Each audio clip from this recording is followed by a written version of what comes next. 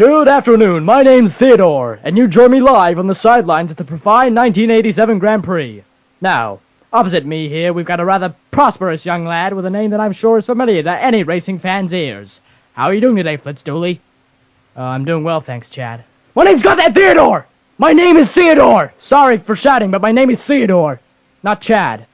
Obviously, growing up, us racers always dream of qualifying for an event like this, so just simply being here is an honor in itself, regardless of my performance today. Those are some wise words, kid. Now, how does it feel knowing, if you were to win here today, you could leave this track 20 million richer? Well, obviously there's a lot of pressure as a result of that, but I'm trying my best not to stress too much and just really focus on the car and really live in the moment. Now, speaking of this car, should we show it to the folks at home? Well, of course I'm not going to say no. It's just, are we live? Well, here it is, ladies and gentlemen, the infamous 88 itself. Atomic 88, I believe? Yeah, you're right. Well, I know this can't be the first to say... Sorry, I'm reading from script here. I know I can't be the first to say this, but it's a real beaut, kid. It sure is, and it certainly means a lot to me, you know.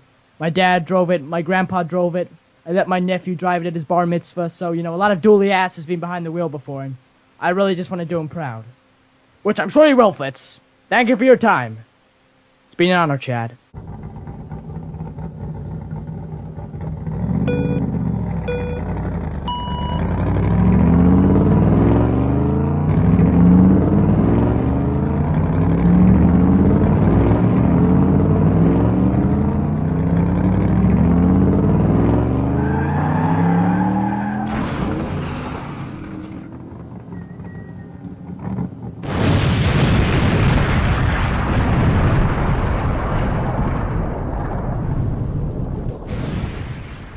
My goodness. Now, tell me, who would have believed me if at the start of the day I told you I was going to be speaking to Flitz-Dooley twice today, huh? Certainly not me, mister, but I mean, the car really just pulled through there and I was on top of my game. I'll be honest, I really was rooting for you there, Flitz. And I'm sure I've done your family proud out here. I'm sure they're extremely proud of the man that you've become. Yeah, I can't wait to see him, to be honest. Stop, you're gonna make me cry, Flitz. Now, the big question. Have you got any idea what you're going to be doing with this 20 million you've just won, huh? Well, I'm glad you asked, Chad, because, as it just so happens, I know exactly what I'm going to do. Theodore! What's the plan, kiddo? Well, once the money is entered my account, I plan to go down to the local bookies and place all of what I've got on a horseback. Jeez Louisa. Any horse you got your eye on in particular? I hope you're aware that you could buy several hundred horses with that sum of money. Well, Theodore, it does just so happen I've got my eye on a little horse called Graham Buckley. Are you sure you want to do that, buddy? Isn't that the really fat, I think he's a diabetic? Chad, can you stand back a bit, Chad? Come on, a bit of personal space here, Chad, would be nice, thank you. God damn you, Chad. How'd you like that, Chad? That's rude. You're so rude, Chad. Come on, how'd you like when I call you Chad, huh? Stay where you are, Chad, you little baby man. Alright, thank you. Well, as a diabetic myself, I understand that it does not hold me back as a person, it does not define me, and I see that similarity within the horse, Graham Buckley. And, you know, as much as you ridicule him and make him feel small, I know for a fact that that horse is majestic, and they're kind, and they're clever, and they are all in all just a magnificent stallion. You're a no-good, stinky, rotting horse. You're useless. Look, your stupid heart. You've got a stupid fat heart, and I hate everything about you. I hate you, rider. I hate the color yellow now. I wear the color yellow. That's my thing, and you've ruined it for me. You've ruined everything for me, you stupid goddamn horse. What in the hell are you guys looking at? The goddamn horse collapsed right then and there. The stupid goddamn thing.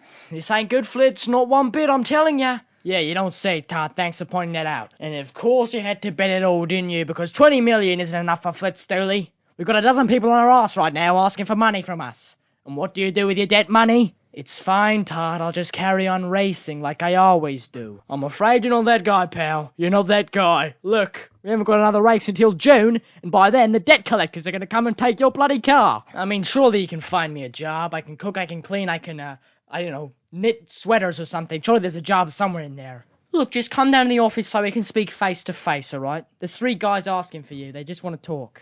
Are they debt collectors? No, but you're in blooming luck, Flitz-Dooley, because they're inquiring about a job. I don't know what kind of region, though. What did I tell you? We're smooth sailing. Nothing dodgy. All good. Well, they look old and impatient, so I'd get your butt down here, mate. Alright, I'll see you in a bit.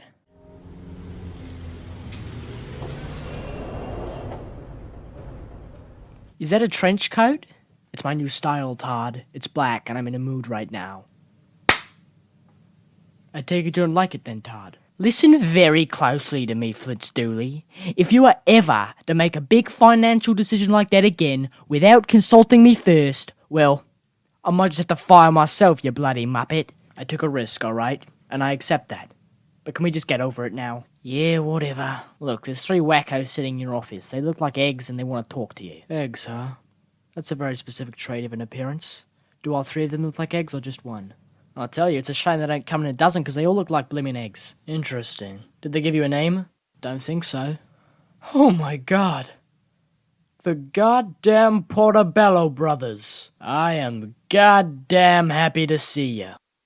That was the biggest lie I've told all day. Why, you ask? Well, back home in Italy, I did a lot of things I'm not proud of. I got in with the wrong crowd and whatnot, but worst of all, I made the biggest, fundamental human error. Working with 3 men who look like eggs.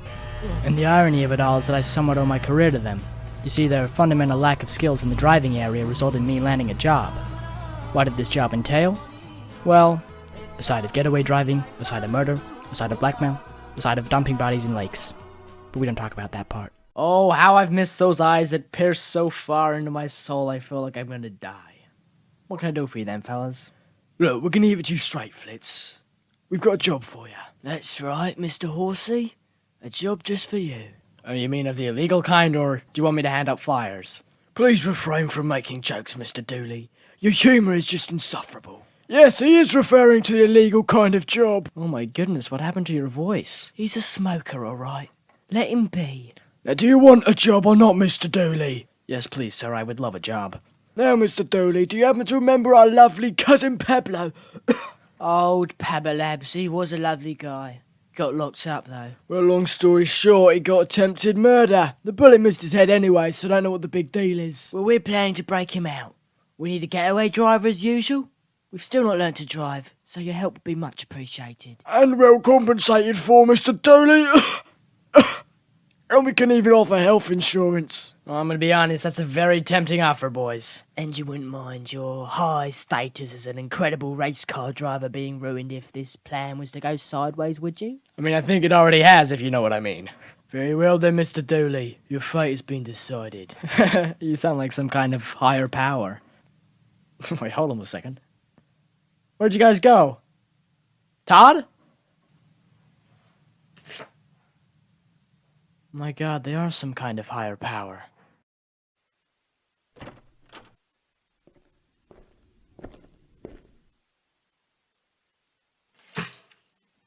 "092, we have a letter here from your cousins."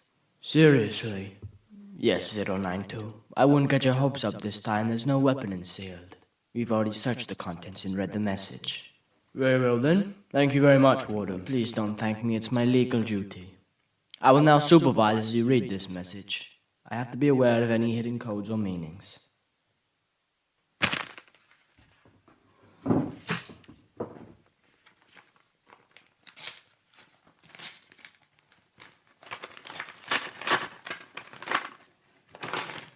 It's covered in ash. There's no debate as to who wrote this one. Please just read 092. I have other business to attend to. Dear our beloved cousin, I hope that this note finds you well, and that you are perfectly happy and safe. We are writing to you today because we recently heard that your prison facility is holding a poetry slam. The first session is to run on the 23rd of the 11th. We strongly advise that you go to this session. Please just go. No reason in particular. We just believe you should be there. Just do it, alright? Go to the poetry slam at midday in the music hall. We're sure it will enlighten you. Lots of love. Your Portobello cousins. Oh, what lovely cousins I have. Warden, I know you've already read the note. They've convinced me. I want to go to the poetry slam tomorrow. Seriously, 092? I mean, even I wouldn't rock up to that thing. Well, I for one think it'll be helpful, Warden. Oracy skills, after all, are second to the miracle of vision. You carry truth in your words, 092. You have until tomorrow to write a poem that you will deliver to your inmates in the music hall. Is there a prompt or whatnot? Yes, I believe it to be community. A topic I think you will be able to touch on with much grace. Very well then, I'll get writing.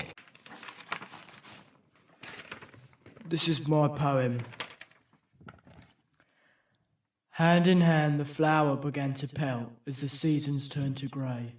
The dryness in the soil had all but gone away. But yet there still was hope as the rainfall worked its wonder. Nature once again restored, emphasized by the crack of thunder. Nature is but us, and for her we must be grateful. For when we're feeling down, the sun's rays are marvelously tasteful. The bees treat the flowers, and the flowers make us butter. This is our community, the old man muttered.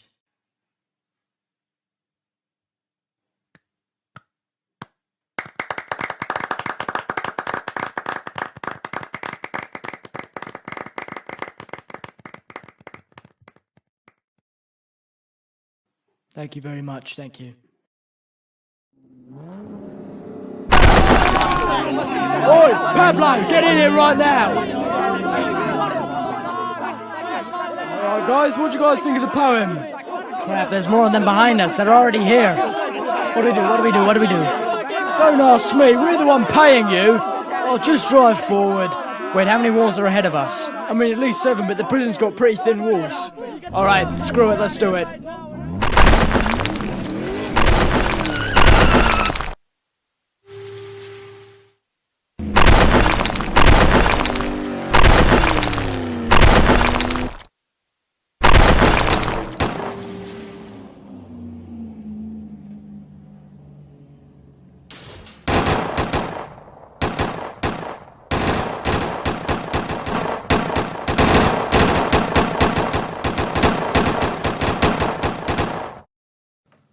Alright, let us begin with Fletch Dooley, the supposed getaway driver. Mr. Dooley, I hope that you're aware that you are under some serious charges here. We've got supposed endangerment, destruction of federal property, manslaughter, and I mean the list just really goes on. The question that we have for you, Mr. Dooley, is how do you plead? Guilty. What the bloody hell is he on about? Silence, Mr. Portobello. You're supposed to lie, Flitz, that's the whole bloody point! 65 years was the final sentence. A minimum of 20. However, when those 20 years rolled around, I was still there. Eventually, after earning enough reward points, I managed to save up to visit the prison council. There I pledged the idea of instructive driving lessons for my fellow hooligans. In fact, in the end, they even let me run it. All these people, who had never even touched the wheel in their life were now learning. In fact, the Portobello brothers who left on parole started up their own taxi company with the very skills they obtained from me. What am I planning to do? Well, nothing really. This place has got everything I need. Driving, poetry, that cheap plasticky food you get on planes. I don't know what's to come of my life. But just like a race, the positions aren't really clear at first. Teaching these murderers and hooligans and no-gooders all with an expertise in crime, my very own expertise, has, well, I hate to say it, but it's given me somewhat of a purpose that I didn't quite have before. The race is great, all the glitz and glam, all the trophies and the money, but I don't know. It wasn't my thing. And as long as I can be behind the wheel, I don't plan on going anywhere.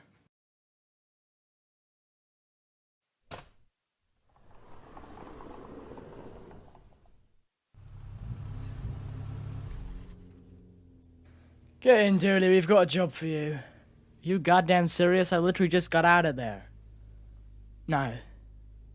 It's a different kind of job this time. Alright, I want all of us in a straight line formation. It's not an easy job being a taxi driver. But being here means you clearly think you've got what it takes. Now hands up if you know how to drive a car. Okay then. Looks like I've got some work to do then.